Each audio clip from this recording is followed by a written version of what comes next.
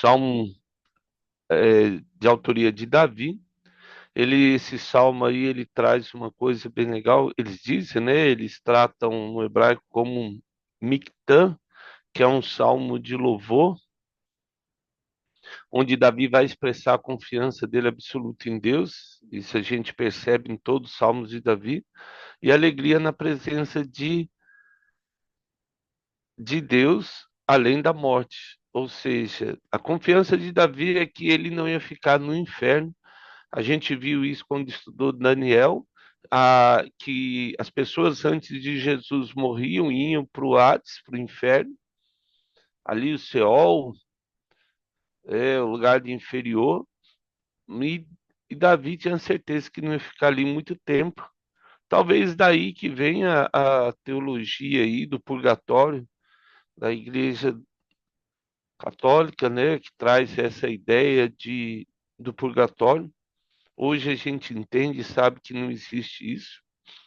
A pessoa vai e não tem como escapar de lá. Se for, não tem como sair. É um salmo messiânico que se aplica aí a Jesus. Então vamos lá. O verso 1 vai falar da confiança de refúgio no Senhor, o 2 da fidelidade que Deus traz sobre a vida daqueles que servem Ele, e a confiança, né? Deus traz a provisão do verso 5 a 8 e a segurança com relação à esperança da ressurreição. Legal porque a gente pensar em Davi, Davi estava 700 anos antes de Cristo e ele já tinha essa ideia de ressurreição. Os fariseus tinham essa ideia de ressurreição, esperavam um Salvador. O problema é que o tipo de Salvador que eles esperam é algo militar e não um, um Deus soberano que ama, que não vem para destruir. É que quando a gente fala, se a gente observar, não tem como culpar muito o judeu, porque quando nós vemos o Velho Testamento, Deus precisava tirar um pouco do pecado que estava na humanidade. Ele destruiu a terra lá por causa dessa promiscuidade lá no dilúvio, destruiu Sodoma e Gomorra depois, porque era pontual, era algo bem destrutivo para a humanidade, Sodoma e Gomorra. E agora, quando eles saem do Egito, eles vão destruindo os povos cananeus, que realmente eram povos também extremamente destrutivos para a humanidade, por causa da corrupção, prostituição, sodomia, tudo que envolvia a depravação moral da humanidade. O que chegou num ponto que o povo de Israel entendeu que o Salvador viria para destruir o opressor, que no caso ali era o Império Romano. E não é isso que aconteceu. Jesus estava preocupado com todas as almas, seja ela grega ou romana, como o apóstolo Paulo vai falar nas cartas dele. Então, o verso 1, Davi começa assim: Guarda-me, ó Deus, porque em ti me refugio. Ele busca esse refúgio. A palavra aí é chamerim, chamerim, acho que pronuncia assim mais ou menos, que quer dizer vigiar cuidadosamente. É como se ele fala, Deus, olha nos mínimos detalhes para que eu possa descansar. Sabe assim, é como a palavra aqui sugere como alguém que levanta de noite e confere todas as janelas e portas para ver se ela está trancada, olha debaixo da cama, atrás das cortinas. Então, uma maneira minuciosa, ele investiga para guardar aquilo que é mais precioso, ou seja, a família. Esse é o papel do marido, no caso, ou de alguém que ama, que está ali guardando. E aí, ele, porque time refugio, né? Chacite, que é esse buscar abrir confiança. Davi inicia esse salmo E é bem legal que ele inicia declarando aí a dependência total de Deus, a sua proteção, o seu refúgio vinha do Senhor. Já no verso 2, ele diz assim: Digo ao Senhor, tu és o meu Senhor, outro bem não possuo, senão a ti. E aí, e é bem legal porque ele começa a valorizar. E novamente, né, Adonai, ele chama ali o Senhor, Adonai. Ele, Adonai é soberano, né, Senhor. E aí ele, tu és o meu Senhor. Ou seja, novamente usa a palavra Adonai aí para dizer que não existe um outro Deus além de Jeová, além de Yahvé. E aí ele entende que o maior bem, a maior riqueza, é como o Salmo 6 diz, né? Não entesourar tesouros, né, neste mundo, onde o ladrão rouba e a traça corrói. Antes, o nosso maior tesouro tem que estar lá no céu, né? Buscar em primeiro lugar, novamente Mateus 6, buscar em primeiro lugar o reino de Deus, e todas as outras coisas vos serão acrescentadas. Então, nesse salmo, Davi expressa exatamente isso que Jesus vai citar no Sermão do Monte. E aí Deus não só se torna um protetor, mas é o maior valor ou um bem supremo que Davi vai ter. E isso é bem legal porque ele traz a ideia, né, de, de ter essa vitória em Deus, esse bem maior que é Deus que não pode ser roubado. E é bem legal porque o judeu ele tinha isso em mente durante muito tempo. Não estou falando depois que ele se tornou corrupto em muitas áreas ali, mas até na Segunda Guerra, muitos judeus eles tinham isso em mente que o maior bem dele é Adonai. E a morte não tem tanto valor quando você sabe para onde você vai. Na vida do cristão, como diz o apóstolo Paulo, o viver é lucro e o morrer é Cristo. O morrer é lucro e o viver é Cristo. Se eu vivo com Cristo, a morte para mim passa a ser algo. Não que nós desejemos a morte, porque é um inimigo a ser vencido, diz a palavra do Senhor. Não é essa a ideia, e nenhum cristão vai buscar a morte, porque não tem esse propósito. Nós temos que viver e viver bem a cada dia com o Senhor Jesus. Mas se a morte vier, não é uma fatalidade no sentido, é uma fatalidade no sentido da perda para aqueles que nós amamos, para aqueles que nós fazem parte do nosso círculo de vida, mas ela se torna uma passagem aí, o, a Páscoa do cristão indo para os braços do seu amado, que é Jesus. E aí no verso 3 e 4, Davi vai declarar aí o amor pelos santos aí, ó. Quanto aos santos que há na terra, são eles os notáveis, nos quais tenho todo o meu prazer. Muitas serão as penas dos que trocam o Senhor por outros deuses. Não oferecerei as suas libações de sangue, e os meus lábios não pronunciarão o seu nome. Aqui é uma coisa importante. Você vai notar nos Salmos, Davi sempre cita os santos. Não era porque alguém era judeu, e nem naquela época, e nem nos nossos dias, que o fato de nascer em Israel já garante o céu para esse povo. A questão não era essa, e Davi sabia disso, e Davi trazia isso à tona, talvez isso incomodasse, porque muitos acreditavam que só pelo fato de ser judeu já era um povo eleito, escolhido por Deus, e eu vou para o céu e pronto, acabou. E não é isso. A santidade era daqueles que serviam o Senhor. Então só tinha um jeito de identificar o joio do trigo. E Davi percebia isso. Davi era um homem segundo o coração de Deus. E era notável a sua percepção espiritual. Quando nós vamos lá para Isaías 23:7, vamos ler Isaías 23:7. Isaías 23, 7.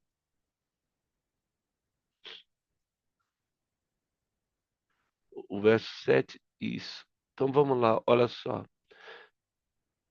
É esta casa a vossa cidade que andava exultante, cuja origem data de remotos dias, cujos pés a levaram até longe para estabelecer-se? Quem formou este desígnio contra Tiro? A cidade distribuidora de coroas, cujos mercadores são príncipes, e cujos negociantes são os mais nobres da terra? O Senhor dos Exércitos formou esse desígnio para denegrir a sabedoria de toda a beleza e envilecer os mais nobres da terra. Então aí Davi vai, Isaías, né, vai citar é, e essa questão quando ele fala lá, voltando no Salmo, quando ele chega lá, muitos serão as penas dos que trocam o Senhor por outros deuses. E aí, quando você lê Isaías, nós vamos perceber o julgamento de Tiro, de Sidom, de Israel, de Judá, porque eles trocaram Adonai por outros deuses. Muitos são as penas aí. O verso 3 ele fala, ó, quanto aos santos, né, verso, ó, quanto aos santos que há na terra, são eles notáveis, nos quais tem todo o meu prazer. Seria como Deus dizendo, Davi escrevendo o que Deus estava falando. Então ele cita isso, ele fala, olha só, o prazer de Deus está naqueles que são separados, que buscam a santidade, que buscam louvar a Deus, que buscam adorar o Senhor Jesus. Mas aí tem um porém. Aqueles que abandonam o Senhor, e abandonar aqui não é o quem viveu e agora não quer mais Deus. É aquele que ainda não entendeu do propósito de Deus na vida dele e acredita que aqueles salmos que nós já lemos, né? O Salmo 4 lá, não há Deus, não me incomodo, vou indo assim, tá bom demais. Infelizmente, não é tão simples assim. Existe uma necessidade de estar presente no altar do Senhor todos os dias. O verso 5 e aí ele continua, né? O Senhor é a porção da minha herança e o meu cálice. Tu és o arrimo da minha sorte. É legal porque Davi traz essa porção aí de posse mesmo, como se fosse de terra. A porção aí é distribuição de terra. Como que ó, o Senhor é o meu local de refúgio, é o meu território, é a minha área. Não só isso, mas também, e ele fala lá, né? A minha herança. Ou seja, eu tenho uma promessa. Esse território, essa bênção é minha. Assim como José acreditou. Quando nós lemos Hebreus capítulo 11, os heróis da fé, nós vamos ver que muitos realmente acreditavam nesse poder, não só acreditavam, como experimentaram esse poder de Deus, que é o mais importante. Não só acreditar, mas experimentar.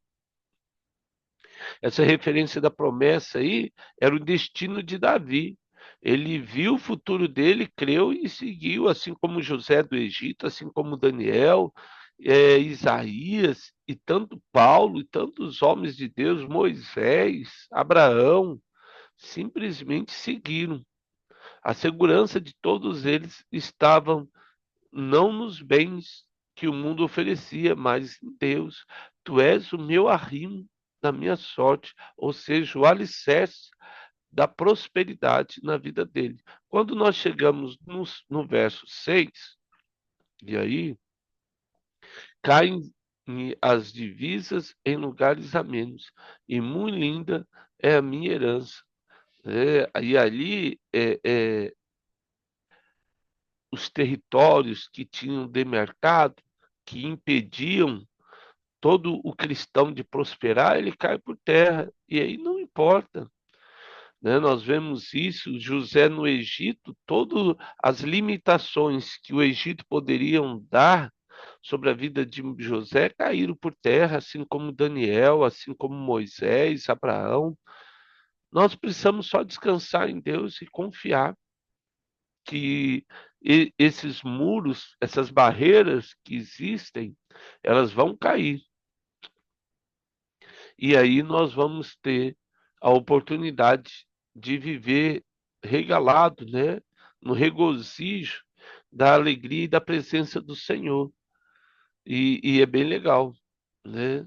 As divisas vão cair e aí é muito linda a minha herança. Confia no Senhor e, e Ele fará prosperar o nosso caminho. O verso 7 e aí Davi, ele continua. Eu só queria Salmos, mas deixa lá. Vamos ler Jeremias 3,19? Jeremias capítulo 3, verso 19. Quando o salmo é muito grande, não dá para ler muitos versículos. Vamos lá, então. Jeremias 3,19. Mas eu em mim me perguntava, como te porei entre os filhos e te darei a terra desejável, as mais formosas heranças das nações? E respondi, Pai, me chamarás de mim e não te desviarás. Grava essa promessa aí, né? Se você às vezes pergunta como vai prosperar em alguma coisa, como você vai conseguir algo no Senhor e parece algo difícil, e você aí, como Jeremias, estivesse perguntando, como é que eu vou usufruir de tantas promessas se eu não vejo as promessas na minha vida? Aí vem a resposta do Pai. E respondi: O Pai me chamarás, e de mim não te desviarás. Ele vai bem na Roy, aquele que vê, te vê. Deus nos vê no nosso quarto, nas nossas lutas, e há de responder no tempo oportuno. Só precisa confiar. Voltando no Salmos 16, o verso 7, correr aqui um pouquinho. O Salmo 7 eu tenho grifado na minha Bíblia. É, Bendigo o Senhor que me aconselha, pois até durante a noite o meu coração me ensina. Então nem precisa dizer, né? Nós somos ensinados até quando nós dormimos. O sono do justo. Louvado seja aí o Senhor, que me aconselha até durante a noite. Quando a gente põe a cabeça no travesseiro, Deus nos ensina, Deus nos incomoda, alguma coisa precisa mudar. Deus se alegra com aqueles que o amam. Então Deus vai indicando algo. Davi coloca assim, ó, Deus nunca para de cuidar de mim ou de você. É isso que Davi está querendo dizer. E aí ele chega no verso 8: Ó Senhor, tenho sempre na minha presença, estando ele à minha direita, não serei abalado. é, a espada do soldado ficava sempre os destros, né, na mão direita. Era poucos os canhotos. E quando tinha canhoto, a Bíblia falava, porque você segurava o escudo com a mão esquerda e a espada com a direita. E você tinha que defender o seu do lado, para você poder dar espada, né, no inimigo. Então você protegia o seu parceiro com o seu escudo para poder lutar com a espada. E isso era bem legal. Então ele fala, por isso que ele fala da minha direita aí. Davi era destro e ele entendia de batalhas. E ele fala ao Senhor, tenho sempre a minha presença, estando ele à minha direita, não serei abalado. Ou seja, mantém uma estabilidade espiritual aí. E aí, lógico, o verso 8 e 9 aí, essa é a questão messiânica do Salmo, quando chega nesses versos. O verso 9 diz: Alegre-se, pois, o meu coração, o meu espírito exulta, até o meu corpo repousará seguro. Esse início aí é o início do cântico de Maria, né? Alegre de Isabel, meu coração exulta e alegra-se, né? E aí, e é tão legal que ele chega ali, até o meu corpo repousará seguro, pois não me deixarás a minha alma na morte, nem permitirás que teu santo veja a corrupção. Não deixará no Seol, permitirás que teu servo veja corrupção. Ele vai manter Davi fiel a ele. Nossa proteção ao Senhor, em Atos 2, de 25 a 31, a gente não vai ler porque ele é grande, mas depois você pode ler. Essa citação aí está lá em Atos, tanto do capítulo 2 como do capítulo 13. Eles mostram a ressurreição de Jesus. Davi morreu, lógico, né? E seu corpo viu a corrupção, mas Cristo não, porque Davi era um homem que nasceu no pecado, assim como eu e você, mas Jesus não. O Salmo 16, ele é messiânico porque ele ultrapassa aí essa questão pessoal de Davi e aponta aí profeticamente para o Messias. No verso 11, e aí nós chegamos no verso 11, ele diz assim, ó, tu farás ver o caminho da vida, na tua presença a plenitude de alegria, na tua destra aí delícias perpetuamente. Então, vamos ler Mateus 7, 14. Vamos só para não. Mateus 7, 14.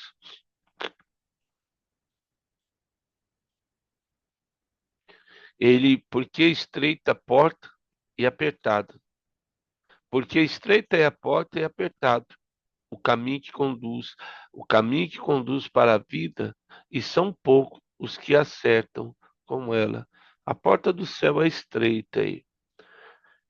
Aquelas escolhas que a gente tem que fazer.